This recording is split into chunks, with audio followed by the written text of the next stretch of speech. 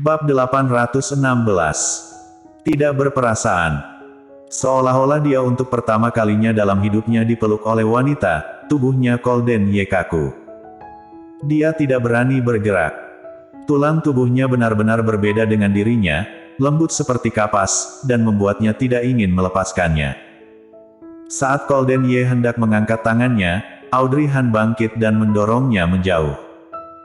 "Kamu sudah harus kembali." Kelopak mata Golden Ye berkedut, secepat ini. Sebelum dia sempat bereaksi, pintu telah dibuka dan dia didorong keluar dari rumahnya. Setelah Audrey Han mengucapkan selamat tinggal padanya, dia langsung menutup pintu tanpa ragu-ragu. Di koridor gelap, meninggalkan Golden Ye seorang diri di tempat semula dan mendengar suara tetangga. Wanita kejam. 1 detik yang lalu dia mengaku telah menyukainya, lalu detik berikutnya mendorong dia keluar. Dia benar-benar tidak dapat ditebakkan. Tetapi, Golden Ye memicingkan mata dan menatap ke kamar sebelah. Audrey Han tinggal di sini, apakah dia harus mendengarkan suara seperti ini setiap malam? Meskipun dia tahu itu milik orang lain, Golden Ye tetap merasa tidak senang dalam hatinya. Setelah Audrey Han mengunci pintu, dia dengan cepat berlari ke kamar mandi dan mencubit pipinya beberapa kali di depan cermin. Setelah menyadari bahwa itu sakit, dia baru yakin apa yang terjadi barusan sama sekali bukan mimpi. Perubahan Golden Ye terlalu cepat, dia sama sekali tidak menduganya. Dia mengira Golden Ye akan bertunangan dengan orang lain, dan kemudian menjadi orang asing dengannya. Dia menatap dirinya sendiri. Audrey Han perlahan tersenyum. Namun, senyum itu menghilang tak lama kemudian.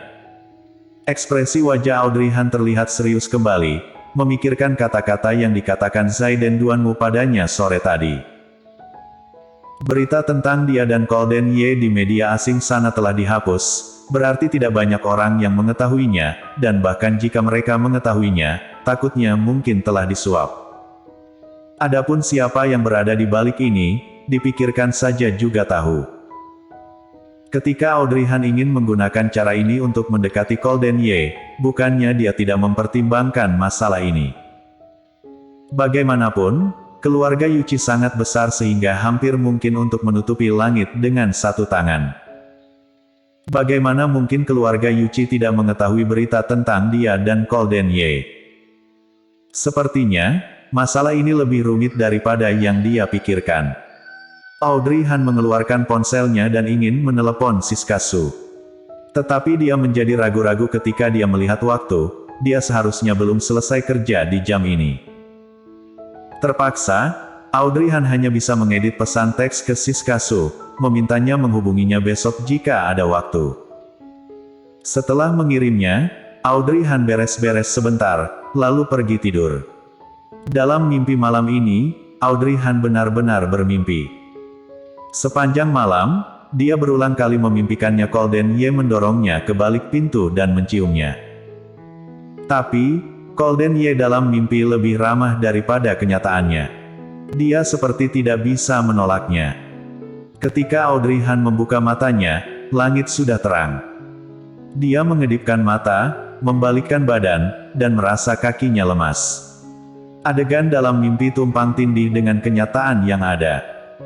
Tiba-tiba, Audrey Han ternyata tidak bisa membedakan itu mimpi atau kenyataan. Tapi, yang bisa dipastikan adalah, dia harus bangun untuk mandi, beres-beres dan berangkat kerja. Setelah Audrey Han selesai berkemas dan keluar, kebetulan bertemu dengan gadis tetangga sebelah yang keluar. Tubuh gadis itu sangat lentur bersandar pada tubuh pria, suaranya lembut, "Sarapan apa kita pagi ini?" Wajah pria itu tersenyum menggoda, "Kamu suka makan apa? Kita makan apa?" Saat berbicara, gadis itu menatap Audrey Han, karena tetangga, jadi dia tersenyum manis pada Audrey Han.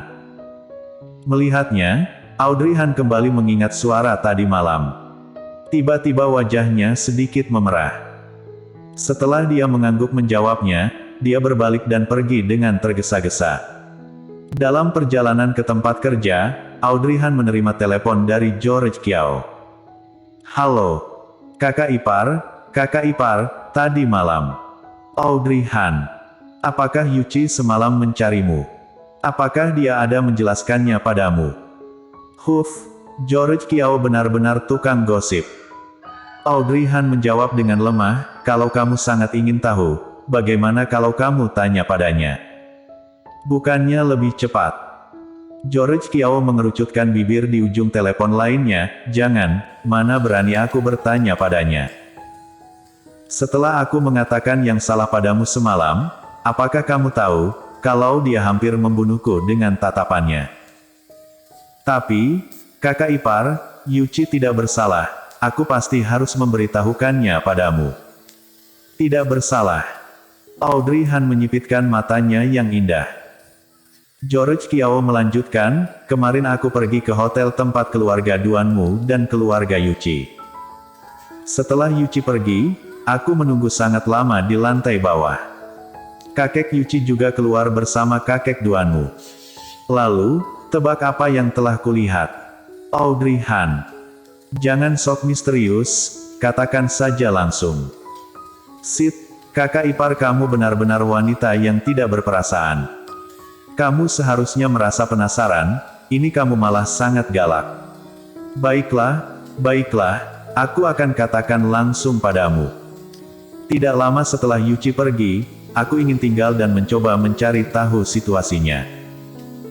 Tidak lama kemudian, aku juga melihat kakek Yuchi turun, raut wajahnya sangat jelek. Sudah begitu, kemudian kakek Duanmu juga keluar dengan wajah kesal. Merlin Duanmu ikut di belakangnya dan riasannya luntur karena menangis. Aku melihat pakaian dan riasannya yang sangat bagus, tapi tidak terlalu menarik mata. Merlin Duanmu. Audrey Han tidak menyangka, bahwa nama ini kembali muncul dalam hidupnya dan Golden Ye.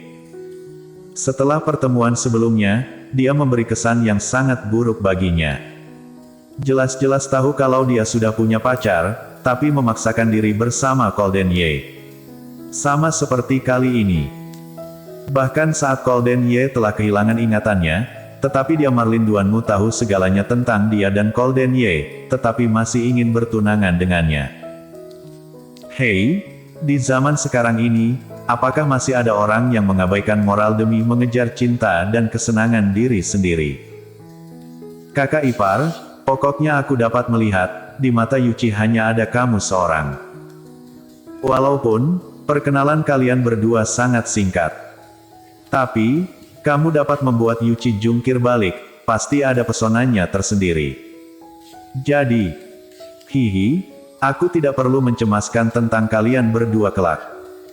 Mendengar apa yang dia katakan, Audrey Han tiba-tiba merasa, George Kiao lah menjadi benang penarik hubungan di antara mereka berdua.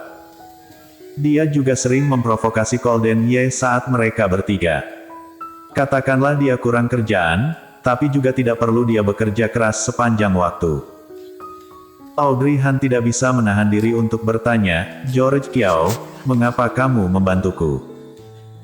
George Kiao berteriak, lalu dia tertawa, tidak kenapa-napa.